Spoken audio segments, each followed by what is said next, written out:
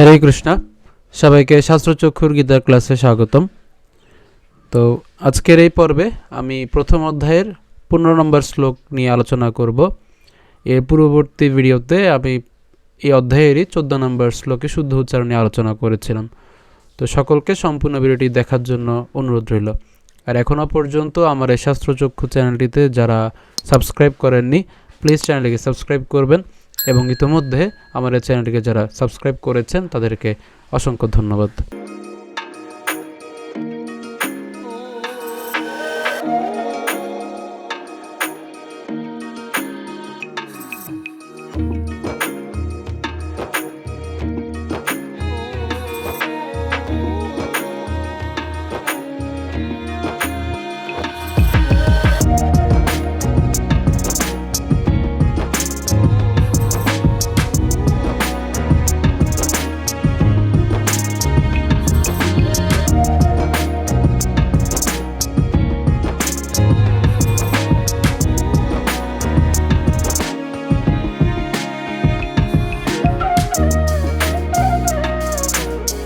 শ্লোকটি হলো পাঁচজন্যং হৃষিকেশ দেবদত্তং ধনঞ্জয় পণ্ড্রং দদ্মৌ মহাসৌখং ভীমকর্মা বৃকৌদর।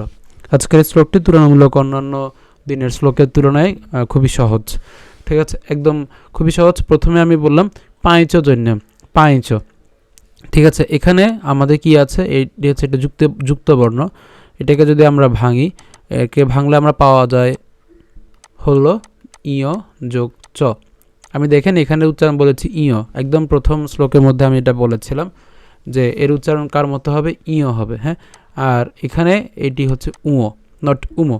ঠিক আছে, তাহলে আমরা যদি পাঁচ উচ্চারণ করি, মানে এর পাঞ্চ, এই পুরোটাকে যদি আমরা বাংলায় উচ্চারণ করি পাঞ্চ হয়, কিন্তু আমরা যদি সংস্কৃত উচ্চারণ করি তাহলে আমরা ভেঙে বললে হবে কি পাঁচ।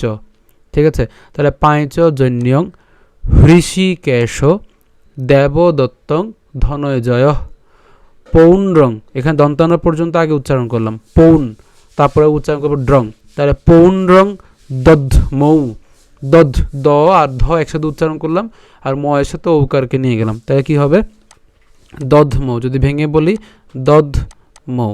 ঠিক আছে, দধ্মৌ মহাসৌখং, এই যে একই রকম সৌখং, উঁ নট উমো। ঠিক আছে, সৌখং, তাহলে পৌণ্ড্রং দদ্মৌ মহাসৌখং ভীমকর্মা বৃকৌদর। খুবই সহজ, একদম খুবই সহজ একটি শ্লোক। তাহলে আমি যদি আরেকবার বলি আপনাদেরকে, পাঁচজন্যং হৃষিকেশ দেবদত্তং ধনঞ্জয় পৌণ্ড্রং দদ্মৌ মহাসৌখং ভীমকর্মা বৃকৌদর।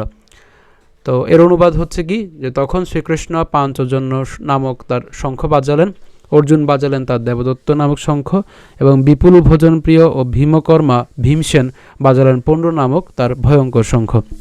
এখানে দেখেন ভগবান শ্রীকৃষ্ণের যে শঙ্খ, সে শঙ্খের নাম দেওয়া হচ্ছে, ভগবান শ্রীকৃষ্ণের শঙ্খের নাম কি পাঞ্চজন্য। ঠিক আছে, তারপরে দেওয়া হচ্ছে অর্জুন, অর্জুনের শঙ্খের নাম কি দেবদত্ত, এবং বিপুল ভোজনপ্রিয় এবং ভীমকর্মা। আমরা জানি যে ভীম ছিল হচ্ছে প্রচুর পরিমাণ ভোজনপ্রিয়, ভোজন রসিক, হ্যাঁ, এবং হচ্ছে খুবই শক্তিশালী।